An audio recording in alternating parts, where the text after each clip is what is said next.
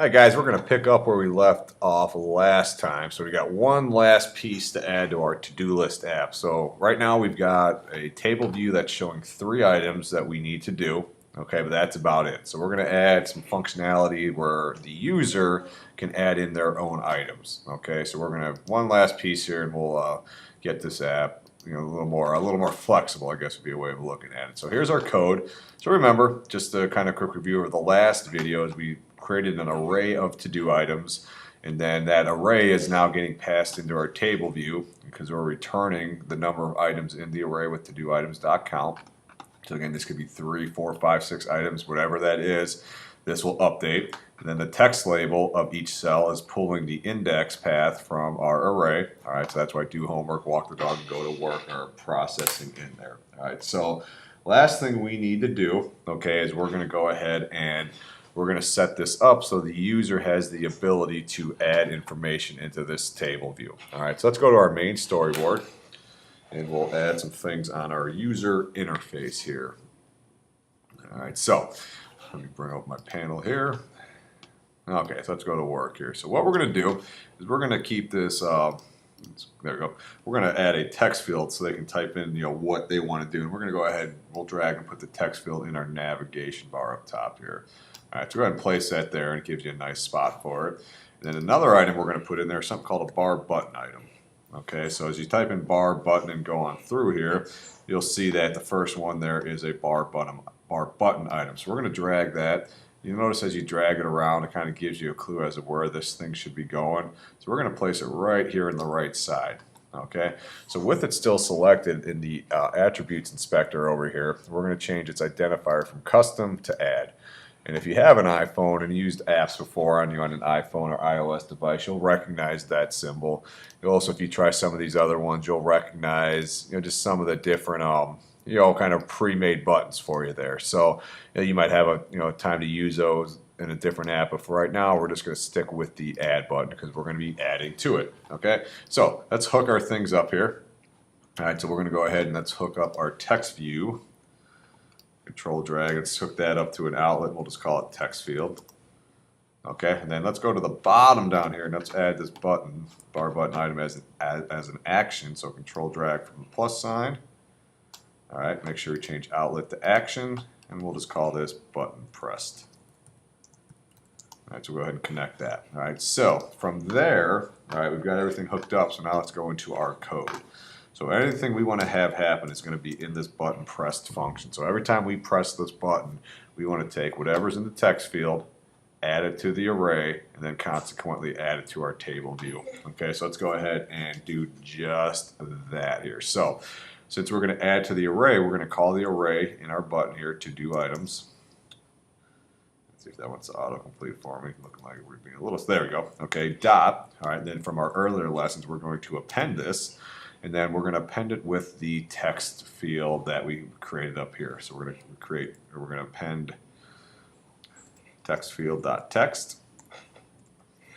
All right, so we're going to just let this, I'm a little laggy right now. Okay, so there we go, processing and building. So there we go, our screen now has the color to show us we're good. So we have appended our to-do items array. So we're adding to it anything that's in the text field when the button gets pressed. Okay, so right now we're missing one last thing here, because if we were to go through and run this app at the moment, when we press the button, it would take what is ever in the text field and add that back to the array, but it would not show up in the table view. So the last thing we need to do is we need to reload the table view data. So we can go table view dot reload data, and the reload data is a built-in function that's going to go reload the table view when the button gets pressed. So when it reloads, it'll now take the cell, reuse the cell, and then kind of repopulate it with our new information. Okay, so let's take a peek here and see how this one looks, just so you can see the finished product of this video, or excuse me, of this lesson here on table views. And after this, you'll have a pretty good feel for what an app and a table view is going to look like.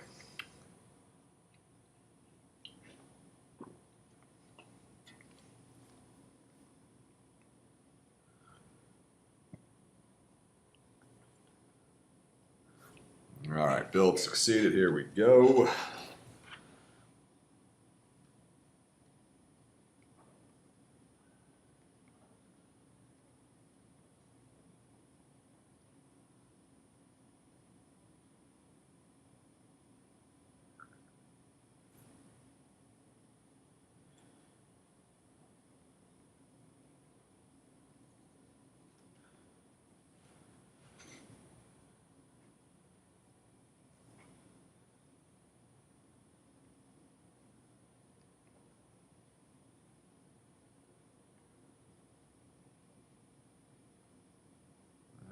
taking its time here, but as always, fast forward, and then once you see the video start playing again, go ahead and stop it, and we'll check it.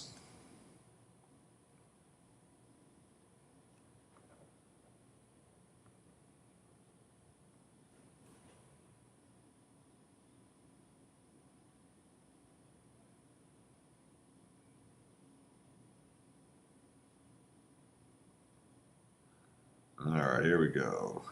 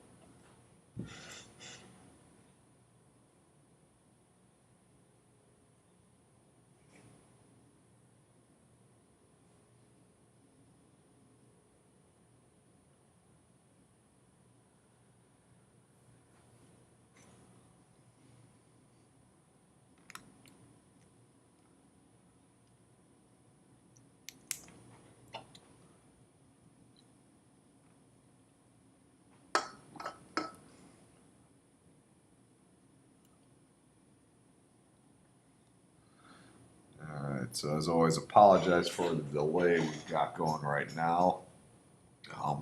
Again, just keep fast forwarding the clip here so that way you can get right to the end result.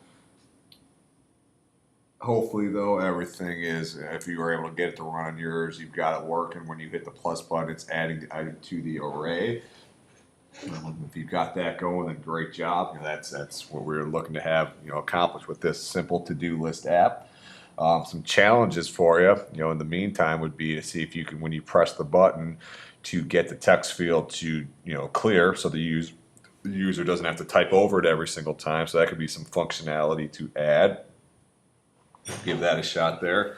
Other things to try doing is maybe every time they select a table view row, have the text change a different color. Or maybe even how can you delete an item? So someone finishes it, finishes an item in their list. We want to either mark it as complete or just get it off your list there. Maybe that's a challenge you could work on. So here's what our app looks like now. So we're going to add an item. So we've got do homework, walk the dog, go to work.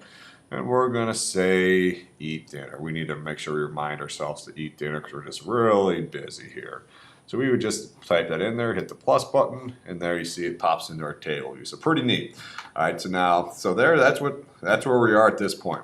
So we'll, in our next phase of this to-do list, we'll talk about progressing to another view controller where we can maybe add some more details or things like that. But for right now, we got a lot of good things happening. So again, the extra challenge for you would be, again, you'll notice I hit plus and it added the eat dinner element down here, but it's still my text field.